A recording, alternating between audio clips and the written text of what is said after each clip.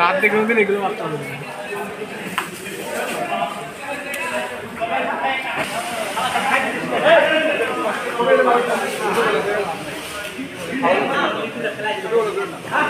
আগে কেউ কল্পনা করতে পারেনি যে আমাদের এই বঙ্গবন্ধু হলে হচ্ছে কোনো ধরনের একটা ফল গাছের থেকে হচ্ছে সবাই উৎসবমুখর পরিবেশে নিজেরা নিয়ন্ত্রণ করে নিজেদের মধ্য থেকে হচ্ছে ফল উৎসবটা করবে, অর্থাৎ গাছের থেকে লিচু পাড়া থেকে শুরু করে সবকিছু হচ্ছে সুন্দরভাবে করতে পারবে। আমাদের হল প্রশাসন আমাদেরকে খুব সুন্দরভাবে হচ্ছে সব ধরনের কাজে সহযোগিতা করেছে।